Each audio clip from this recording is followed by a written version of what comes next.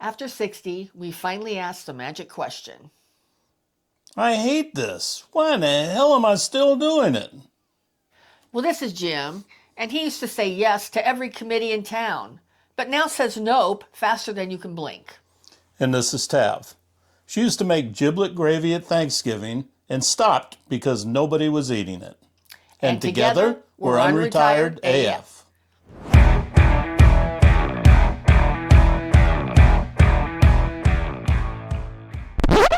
Well, hello and welcome to today's episode of the Unretired AF podcast, the podcast created especially for the over 60 rabble-rouser crowd. And today we're going to be talking about a list of things that we stopped doing that we hated after 60.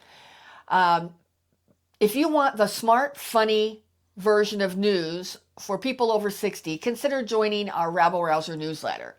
It comes out once a month and it's totally free. The link is in the description to join.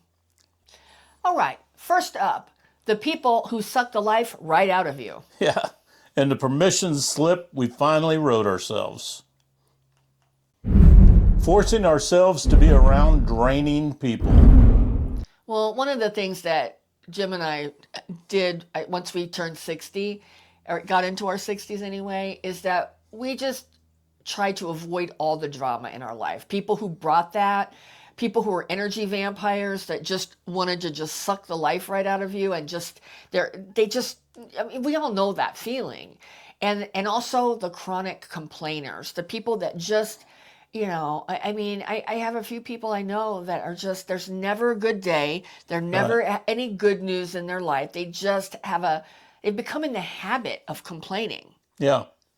So right now, people who only call me when they need something, Right. boop, straight to voicemail. Right. I don't even talk to them anymore because I always know that they are going to want my time or my energy or something. Right. And, or want to borrow money. And not repay it. Or they need you to help them with a project. And they want your skills on that. And we're just sort of over that. I mean, not that we aren't generous. We're super generous, but it needs to be reciprocated. It needs to be a two-way relationship. And I think that's what the point we're trying to make. Not that we don't want to help anybody, but we're done with the one-sided relationships that only go one way, which is usually from us to them. And there's never anything coming back our way. I mean, and we're also tired of the people that one-up you all the time. They always, anything you've done, they've done it better. Anything you buy, they have a better one, or the people that guilt trip you, which we've had that. We've actually even had it here on the channel with things that we've done and people acting like, I think because I did grocery delivery one time and actually had Walmart deliver a big grocery order, and they were like, get off your fat ass, and you need to be doing that, and nobody be spending money on that and whatever. It was just ridiculous. Although, they wouldn't have a problem if they were the one delivering the groceries to somebody else and getting a tip from it, right? So, we're just done, I think, with people in our lives who are doing that, the one-upping and the guilt tripping, and we're just over it. I mean, I just don't have the ability to smile through it or just shrug it off like I used to, right? Yeah, exactly. For all of us at this age, our peace is worth more than their expectations. Right. Now we can opt out with no explanation needed. Just zip it. And it's hard to do. Sometimes you feel like you need to provide an explanation. Don't. I mean, just don't. And that's been a tough one, I think, for me. Not so much for you, but for me, I feel like I need to explain myself. And that's one of the freedoms of being this age. We don't have to explain ourselves to anybody. Nobody is owed anything because nobody's taking care of us. We're taking care of ourselves. Exactly. So, do you have an energy vampire that you finally blocked in the last couple of years after 60? Yeah. Let us know in the comments. I think we've all had them. Oh, yeah. Because the thing is, if they are attracted to nice people and generous people, and Jim and I are both nice, contrary to what you may think from watching our show, we're both nice people, and we're both extremely giving and generous to people in our world. So we've had to be careful and guard that because we've really been taken advantage of and been hurt over the years with people who just want, and they don't have any shame about it, of not ever reciprocating. Yep. You know, I mean, I can think of somebody we've had to dinner at our house probably 20 times and not one dinner invitation ever reciprocated or anything. So we're done with that. Yep. We're done with that, and we're done explaining about any of it too. Yep. All right. Well, speaking of draining, next is the holiday hostage situation. Yeah, buddy, we're talking about family traditions we secretly loathe. Pretending we love traditions we can't stand. I mean, one of the things we have to look at is we are the oldest generation for the most part. There's a few of us who still have parents, you know, who are living into their 80s and 90s, and maybe quite a few. But for the most part, a lot of us are the last generation. So, you know, we don't have to eat food we hate. We don't have to eat food that we hate. We don't have to do that anymore. We don't have to eat it and pretend that we like it. Right. I mean, we did it for years, and it's like, I'm looking at you, giblet gravy, and fruitcake. I mean, fruitcake. Does anybody really like fruitcake? Well, the best thing about fruitcake is if you ever have a broken brick, you can always replace it. Always use it to fill in. Absolutely. I mean, there was one company that made them. My one of the law firms I worked for when I was in my 20s, they would get them, and I can't remember where they were. They were a circular one. They came in a tin, and people would give them out for Christmas, and they were expensive fruitcakes. That one was good. That one wasn't bad. I think that's because it was loaded with rum. I think you're right. Yeah. I think you're right. But that was good. But the rest of them, no bueno. Right. No. Right. So the other thing that we've quit is dragging ourselves to events that we don't like out of obligation. No more. Well, and just things that you think you're supposed to do or that you're supposed to like. Like, I remember for years I would go to the Nutcracker Ballet every Christmas. And then I just finally realized 1 or 2 years ago, I mean, I like it, but I can just listen to it, or I can watch it on TV, and, you know, they have a couple of different versions. I don't have to go there and sit through It's the not like symphony. they're going to change it. It's not going to be changed. I mean, it's exactly the same, and it's great, but I don't have to go and do it all the time, you know. I mean, so the thing about it, you just have to ask yourself, does this exhaust me, or does this stress me out? You know, you don't have to keep doing it. I mean, I think there's other people who also do like what we saw last weekend, the Black Friday shopping. Like they are crazy lunatics that go, I mean, they'll go camp out at the door to be one of the first ones in there, and then get there, and a lot of these stores, you know, they advertise great deals, but they may only have one. Right. And fights are breaking out. Well, nothing says a Christmas spirit like a black eye in the TV department. Right? Oh, my goodness. Crazy. I mean, so you don't have to keep doing it. If you don't love doing that kind of stuff, don't keep doing it. Right. It's stressful. And I think, too, we need to recognize the traditions that we did and we enjoyed when we were in our 20s and 30s may not be the things we enjoy at this age. You reckon? Like, it may have been fun for people to go and you know, get a bargain TV. But at this point, I would just rather pay the extra, especially when you can get a 58-inch TV for $239 at Walmart. I'm not going to risk my life over saving a few bucks, right? Right, exactly. So. And, you know, as we get older, it's hard to maintain all that. It's exhausting. Pare down your traditions to a manageable size. Yeah. Or stop doing them altogether. Yeah. Or you can delegate. You can delegate and have other people help, you know, get other people involved. Because you know what? if it's a family tradition and it's only important to you, guess what? It's not a family tradition. Right. If the rest of the family doesn't want to get involved to help you maintain it, then it's just them wanting to, mooch off of your family tradition, hard work, and it's not important to them. And that's one I think that I've come to realize. Yeah. I think that the things that the family traditions, some of them that I had, were really only important to me, and nobody else gave a shit about it. And, so I have definitely pared back and cut down on some of that.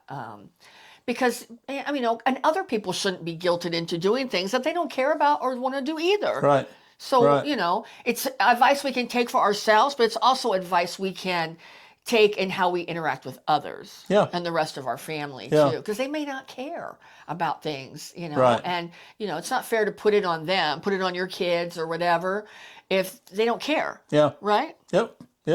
All right. Exactly. Well, what family traditions did you finally ditch and feel zero guilt about doing so? Let us know in the comments. Yeah. Well, from family to self, we also quit putting everyone else first. Yep. And it turns out that no is a complete sentence at our age. It's pretty damn cool. It is. No. Putting everyone else first. Well, Jim and I aren't grandparents, but we know that a lot of our viewers are. And you've probably been stuck as the designated babysitter of your grandkids, which, may be great at times, but maybe it's happened and it's not so great at times. Well, yeah, especially if it cuts into disco time. What are you talking about? Also sometimes you can get stuck in the role of being the family mediator between your kids, between your siblings, between your kids and their kids, or your siblings and their kids. I mean, you don't want to be the mediator. You don't want to be in that role. Sometimes you can get stuck being the chauffeur, driving everybody around. Yeah. Your parents, your kids, all of that to all their events and doctor appointments, right? Yep. And sometimes you can also find yourself being an emotional sponge where everybody just comes and dumps all of their problems and their emotional baggage on you.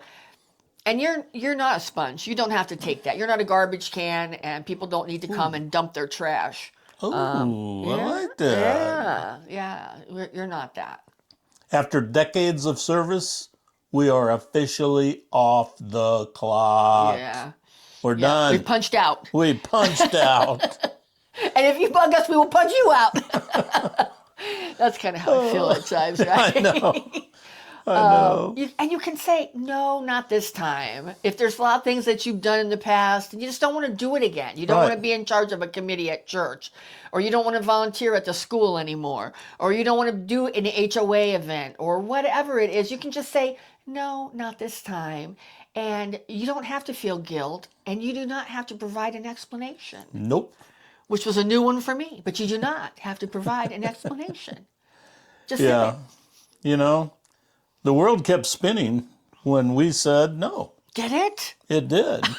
When we said no to being somebody's advisor, no to being somebody's fix-it crew, no to be somebody's chef, and no to being somebody's damn chauffeur. Right, a car mechanic. Or everything. A Mr. Fix-It. I mean, and don't get me wrong. I mean, Jim and I love doing those kind of things for people who appreciate it. Yeah. But there are a lot of people who ask for favors, and they don't have any intention of doing anything, reciprocating, or even being grateful. Yeah. And the world has gotten to that place right now. So, I think the best thing that we can do for them and teach them how the real world works is to just say no and not feel guilty about it and not worry about it. Absolutely.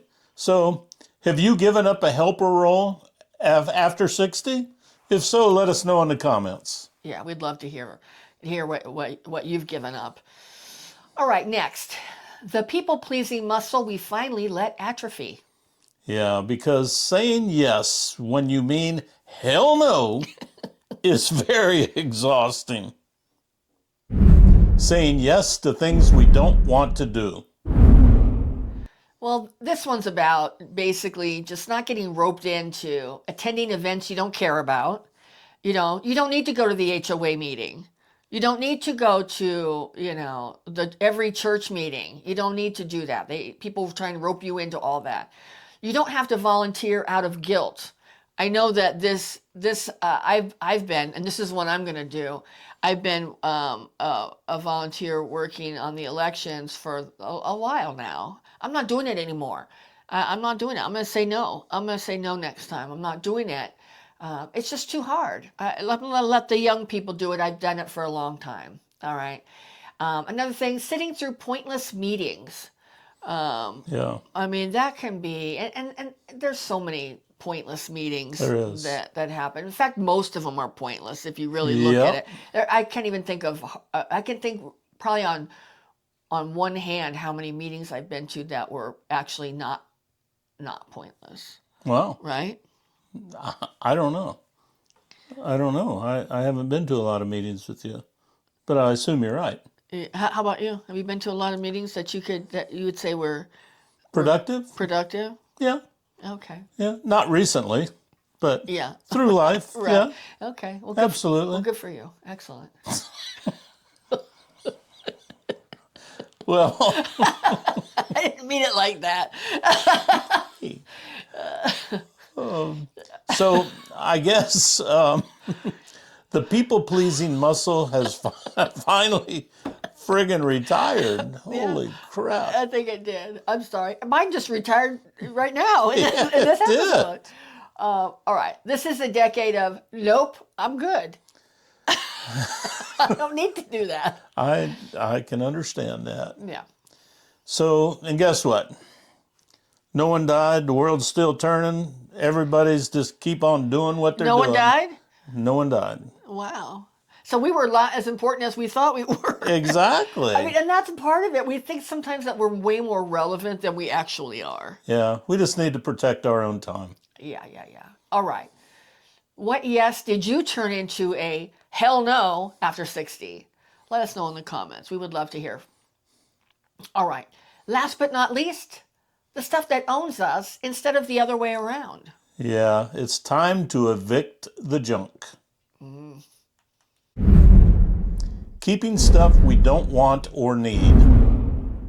I mean, this could be stuff like getting rid of clothes you never wear, coats and jackets you don't wear. I mean, those are bulky things. Yeah. Shoes and boots and things that you don't wear anymore, and even some of the stuff that doesn't fit anymore. We keep it thinking, oh, I'll fit in it again. The chances of that are slim. No. But they may, but we may.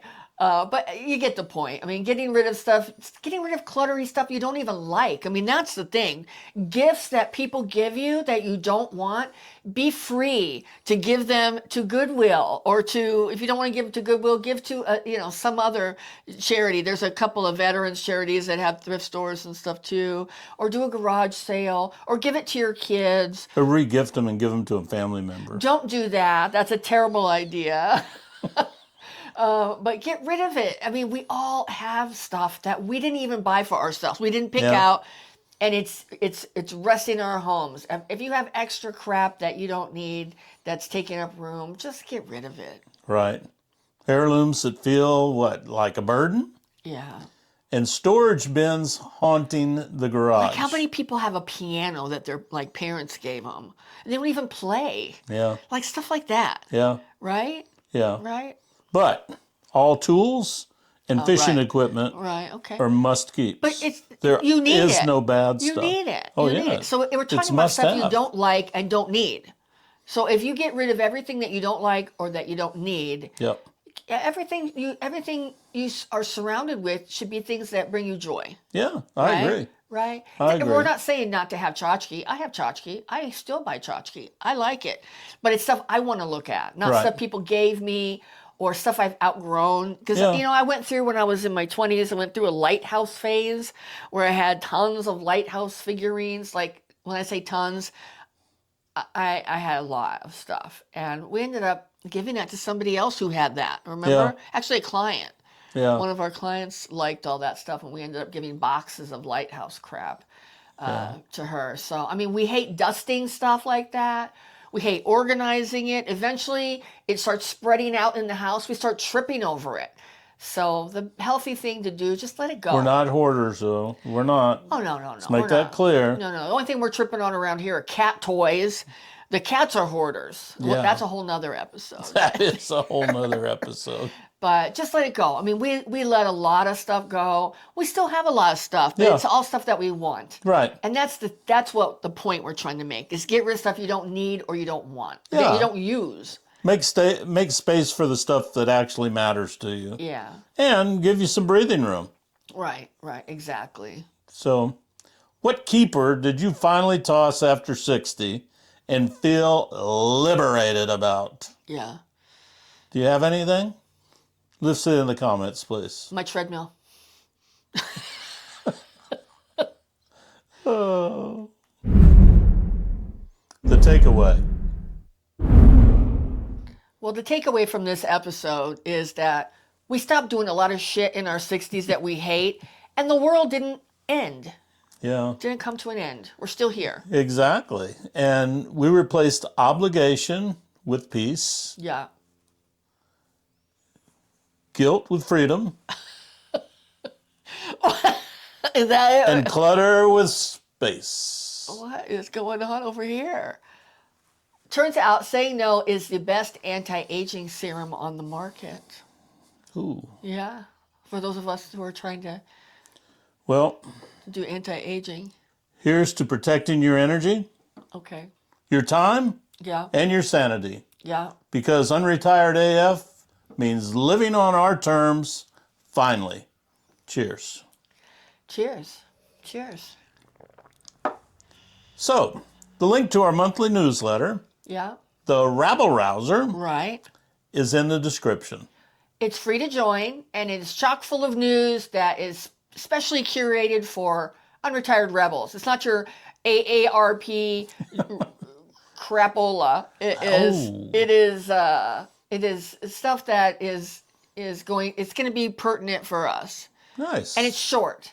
It's not long, and it only comes out once a month. So if you're interested in getting that, the link's in the description.